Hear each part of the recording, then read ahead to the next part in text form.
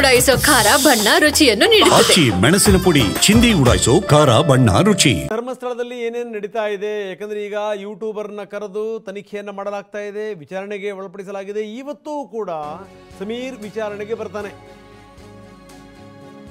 ಈ ಮುಖಾಂತರ ತನಿಖೆ ಇನ್ನಷ್ಟು ತೀವ್ರಗೊಂಡಿದೆ. ವಿಚಾರಣೆಗೆ ಬರಬೇಕು ಅಂತ ಸಮೀರ್ಗೆ ಸೂಚನೆ ಕೊಡಲಾಗಿದೆ. ಇವತ್ತು ಅವನು ಕಂಪ್ಯೂಟರ್ ಸಮೇತ ಹಾಜರಾಗಬೇಕು. ಬೆಳ್ತಂಗಡಿ ಠಾಣೆಗೆ ಸಮೀರ್ ಬರ್ತಾನೆ. ಆತನ ಮೊಬೈಲ್ ಫೋನ್, ಕಂಪ್ಯೂಟರ್ ಎರಡನ್ನೂ ಕೂಡ ತರಲಿಕ್ಕೆ ಸೂಚನೆ ಕೊಡಲಾಗಿದೆ.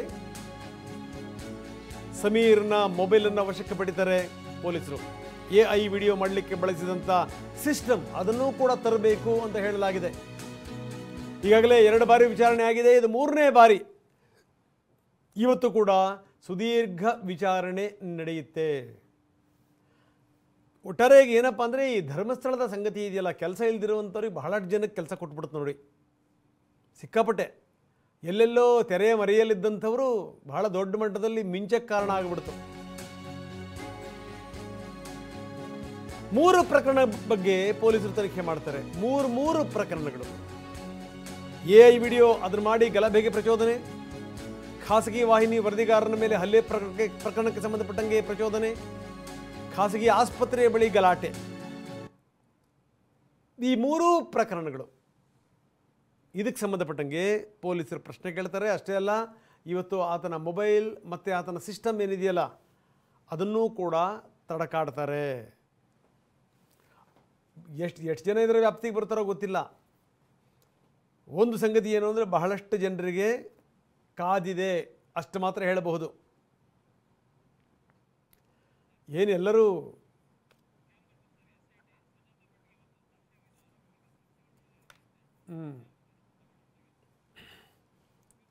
ಇನ್ನು ಈ ಕಥೆಯ ಮೇಲೆ ಕಥೆ ಪೋಣಿಸಿದಂಥ ಅಜ್ಜಿಯ ಕಥೆ ನಾನು ಹೇಳ್ತಾ ಇದ್ದೆ ನಿನ್ನೆ. ಈ ಮಕ್ಕಳುಗಳಿಗೆ ಅಜ್ಜಿ ಕಥೆ ಹೇಳ್ತಾರೆ ಅಂತಂದರೆ ಭಾಳ ಖುಷಿ. ಆದರೆ ಈ ಅಜ್ಜಿ ಕಥೆನ ಯಾರಾದರೂ ಹೇಳಿಬಿಟ್ರೆ ಮಕ್ಕಳು ಕೈಗೆ ಸಿಗಲ್ಲ. ಯಾಕಂದರೆ ಇದು ಹೇಳೋದೆಲ್ಲದೂ ಕೂಡ ಕಟ್ಟುಕತೆ, ಸುಳ್ಳು ಕತೆ.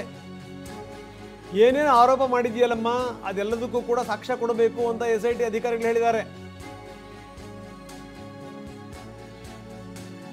ಸುಜಾತ ಕೈ ಮುಗಿದು ಕೇಳಿದ್ದೇನು ಅಂದರೆ, ಇದೆಲ್ಲವೂ ಕೂಡ ಕಥೆ ನಾನೇ ಕಟ್ಟಿದ್ದು, ನನ್ನಿಂದ ತಪ್ಪಾಗಿದೆ, ದಯವಿಟ್ಟು ಕ್ಷಮಿಸ್ಬಿಡಿ. ಇದು ಅಜ್ಜಿ ಹೇಳಿದಂಥ ಮಾತು. ಏನು ಒಂದೊಂದು ಸ್ಟೇಟ್ಮೆಂಟಾ, ಒಂದೊಂದು ಗಳಿಗೆ ಒಂದೊಂದು ಹೇಳಿಕೆಗಳು ಹೋಗಿ, ಮಾತಿಗೆ ಮಾತಿಲ್ಲ, ಕುದುರೆ ಕೊಂಬಿಲ್ಲ ಅಂತಾರಲ್ಲ ಹಾಗೆ ಪೋಣಿಸ್ಕೊಂತ ಹೋಯ್ತು. ಇನ್ನು ಯಾರ್ಯಾರು ಇವರ ಹಿಂದಿದ್ರು, ಯಾರ್ಯಾರು ಬೆಂಬಲ ಕೊಟ್ಟರು, ಇದರ ಹಿಂದಿನ ಸೂತ್ರಧಾರರು ಯಾರ್ಯಾರು, ಕಟ್ಟುಕತೆ ಸೃಷ್ಟಿಗೆ ಕಾರಣರಾದಂಥವ್ರು ಯಾರ್ಯಾರು, ಅವ್ರಿಗೂ ಕೂಡ ಶಾಕ್ ಕಾದಿದೆ. ದಾಖಲೆಗಳನ್ನು ಮುಂದಿಟ್ಕೊಂಡು ಸುಜಾತಗೆ ಪ್ರಶ್ನೆಗಳ ಮೇಲೆ ಪ್ರಶ್ನೆ ಕೇಳಿದ್ರು. ಅಜ್ಜಿ ಅಂದ್ಕೊಂಡಿರಲಿಲ್ಲ ಈ SIT ತನಿಖೆ ಅನ್ನುವಂಥದ್ದು ಈ ಪರಿ ಸ್ಟ್ರಾಂಗ್ ಆಗಿರುತ್ತೆ ಅಂತ. ಮೊದಲು ಆರಂಭದಲ್ಲಿ ಸ್ವಲ್ಪ ತಲೆಹರಟನೆ ಮಾಡ್ತು.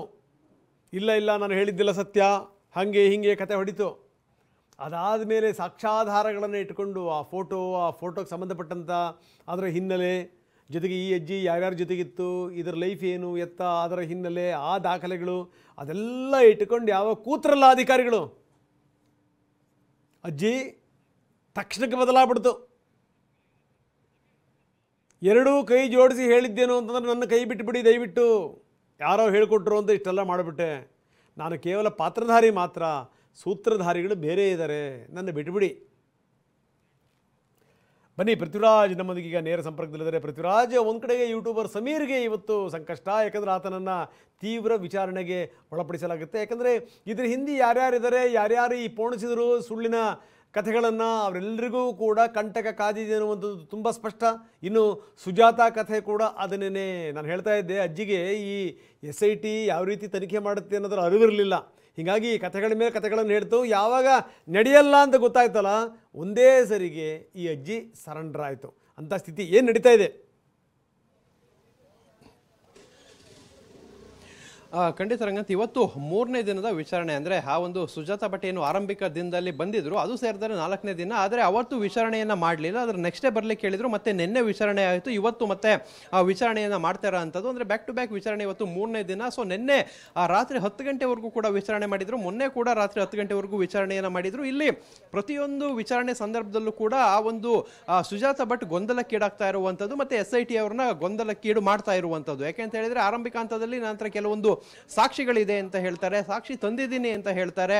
ಸೊ ಇಲ್ಲಿ ಅನನ್ಯ ಭಟ್ ಏನು ಆಕೆಯ ಮಗಳು ಇದ್ರು ಅಂತ ವಾದ ಮಾಡ್ತಾ ಇರುವಂತದ್ದು. ಅದಾದ ಬಳಿಕ ಕೆಲವೊಂದು ತೀವ್ರ ವಿಚಾರಣೆ, ಕೆಲವೊಂದು ಕ್ರಾಸ್ ಕ್ವಶನ್ ಅಂತ ಮಾಡಿದಂತ ಸಂದರ್ಭದಲ್ಲಿ ಮತ್ತೆ ಆಕೆ ಏನು ಶಿವಮೊಗ್ಗದಲ್ಲಿ, ಉಡುಪಿಯಲ್ಲಿ, ಬೇರೆ ಬೇರೆ ಕಡೆ ಇದ್ದಂಥ ದಾಖಲೆಗಳನ್ನ SITಯೇ ಅವರ ಮುಂದಿಟ್ಟಂತ ಸಂದರ್ಭದಲ್ಲಿ ಅವರು ನನಗೇನು ಬೇಡ, ಹೌದು ನಾನು ಹೇಳ್ತಾರ ಸುಳ್ಳು, ನನಗೆ ತನಿಖೆನೇ ಬೇಡ, ಕೇಸ್ನ ವಾಪಸ್ ತಗೊಳ್ತೀನಿ ಅನ್ನೋ ಮಾತನ್ನ ಹೇಳುವಂಥದ್ದು. ಮತ್ತೆ ಅದಾದ ಬಳಿಕ ಇಲ್ಲ ನನಗೆ ನಾಳೆ ಸಮಯಾವಕಾಶ ಕೊಡಿ, ನಾಳೆ ನಾನು ಕೆಲವೊಂದಿಷ್ಟು ದಾಖಲೆಗಳನ್ನ ತಂದು ಕೊಡ್ತೀನಿ ಅಂತ ಹೇಳುವಂಥದ್ದು. ಇದೇ ಕೂಡ 2 ದಿನಗಳಲ್ಲಿ ನಡೆದಿದ್ದಂಥದ್ದು. ಇವತ್ತು SIT ಅವರಿಗೆ ಒಂದು ಲಾಸ್ಟ್ ಚಾನ್ಸ್ ಅನ್ನ ಕೊಟ್ಟಿರುವಂಥದ್ದು. ನಿಮ್ಮ ಹತ್ರ ಏನೇ ದಾಖಲೆಗಳಿದ್ರು ಕೂಡ ಅದನ್ನೆಲ್ಲ ಕಲೆಕ್ಟ್ ಮಾಡ್ಕೊಂಡು ಇವತ್ತು ಕೊಡಲೇಬೇಕು. ಇವತ್ತು 3ನೇ ದಿನ ವಿಚಾರಣೆ. ಸೊ ಇವತ್ತು ಎಲ್ಲ ಮಾಹಿತಿಗಳನ್ನ ನೀಡಲೇಬೇಕು, ಅದಕ್ಕೆ ಪೂರಕವಾದ ದಾಖಲೆಗಳನ್ನ ಕೊಡಲೇಬೇಕು ಅಂತ ಹೇಳಿ SIT ಇವತ್ತು ಹೇಳಿರುವಂತದ್ದು. ಅದಕ್ಕೋಸ್ಕರ ಇವತ್ತು ಕೆಲವೊಂದು ದಾಖಲೆಗಳ ಸಮೇತ ಸುಜಾತಾ ಭಟ್ ಬರುವಂತ ಸಾಧ್ಯತೆಗಳಿದೆ. ಆದ್ರೆ ಆ ದಾಖಲೆಗಳೆಲ್ಲ ಈಗಾಗಲೇ ಅದೊಂದು ಕುಕ್ಡ್ ಅಪ್ ಸ್ಟೋರಿ ಅನ್ನೋದು ಕೂಡ ಈಗ SITಗೆ ಮನವರಿಕೆ ಆಗಿದ್ರು ಕೂಡ ಅವರು ತನಿಖೆಯನ್ನ ಮಾಡಲೇಬೇಕಾಗುತ್ತೆ. ಸೊ ಇವತ್ತಿನ 3ನೇ ದಿನದ ಸುಜಾತಾ ಭಟ್ನ ವಿಚಾರಣೆ SITಯಲ್ಲಿ ನಡೀತಾ ಇದ್ರೆ, ಇನ್ನೊಂದು ಕಡೆ ಪಕ್ಕದಲ್ಲೇ ಇರುವಂತಹ ಬೆಳ್ತಂಗಡಿ ಪೊಲೀಸ್ ಠಾಣೆಯಲ್ಲಿ ಯೂಟ್ಯೂಬರ್ ಸಮೀರ್ನ ವಿಚಾರಣೆ ಕೂಡ ನಡೆಯುತ್ತೆ. ಸಮೀರ್ ಏನು AI ವಿಡಿಯೋ ಮತ್ತೆ ಖಾಸಗಿ ವರದಿಗಾರ ಮತ್ತು ಕ್ಯಾಮರಾಮನ್ ಮೇಲೆ ಹಲ್ಲೆ ಪ್ರಕರಣಕ್ಕೆ ಸಂಬಂಧಪಟ್ಟಂತೆ, ಮತ್ತೆ ಅದೇ ದಿನ ಉಜಿರೆಯ ಆಸ್ಪತ್ರೆಯಲ್ಲಿ, ಖಾಸಗಿ ಆಸ್ಪತ್ರೆಯಲ್ಲಿ ನಡೆದಂತಹ ದೊಂಬಿ ಗಲಾಟೆಯಲ್ಲಿ ಆತ ಅಲ್ಲಿ ಹಾಜರಿದ್ದ ಅನ್ನೋ ವಿಚಾರಕ್ಕೆ ಸಂಬಂಧಪಟ್ಟಂಗೆ 3 ಪ್ರಕರಣಗಳ ಸಂಬಂಧಪಟ್ಟಂತೆ ಈಗಾಗಲೇ 2 ದಿನ ಸಮೀರ್ನ ವಿಚಾರಣೆ ಕೂಡ ನಡೆದಿರುವಂಥದ್ದು. ಆತನಿಗೆ ಇವತ್ತು ಅಂದ್ರೆ ಆಗಸ್ಟ್ 29ನೇ ತಾರೀಕು ಆತನಿಗೆ ಬರಲಿಕ್ಕೆ ಹೇಳಿದ್ದಂಥದ್ದು. ಸೊ ಇವತ್ತು ಆತ ಬಂದಂಥ ಸಂದರ್ಭದಲ್ಲಿ ಕೆಲವೊಂದು ಏನು ಕಂಪ್ಯೂಟರ್ ಸೇರಿದಂತೆ ಕೆಲವೊಂದು ವಸ್ತುಗಳು ಏನೇನು ಆ AI ವಿಡಿಯೋ ತಯಾರಿಸಲಿಕ್ಕೆ ಬಳಸಿದ್ದಂತಹ ಮೊಬೈಲ್ ಇರ್ಬೋದು, ಕಂಪ್ಯೂಟರ್ ಇರ್ಬೋದು, ಸಿಸ್ಟಮ್ಗಳು, ಮತ್ತೆ ಆ ಟೆಕ್ನಾಲಜಿ ಏನು ಯೂಸ್ ಮಾಡಿದ್ದಾರೆ, ಸೊ ಅದನ್ನೆಲ್ಲವನ್ನು ಕೂಡ ತಗೊಂಡು ಬರಬೇಕು ಅಂತ ಹೇಳಿದರೆ, ಮತ್ತೆ ಅದನ್ನು ವಶಕ್ಕೆ ಪಡಿತೀವಿ ಕೂಡ ಅಂತ ಅವರು ಹೇಳಿರುವಂಥದ್ದು. ಸೊ ಇವತ್ತು 2 ವಿಚಾರಣೆ ಅಂದ್ರೆ ಒಂದು ಕಡೆ SITಯಲ್ಲಿ ನಡೆದರೆ, ಇನ್ನೊಂದು ಕಡೆ ಬೆಳ್ತಂಗಡಿ ಪೊಲೀಸ್ ಠಾಣೆಯಲ್ಲಿ ನಡೆಯುತ್ತೆ. ರಂಗನಾಥ್, ಧನ್ಯವಾದ ತಮ್ಮೆಲ್ಲ ಮಾಹಿತಿಗೆ.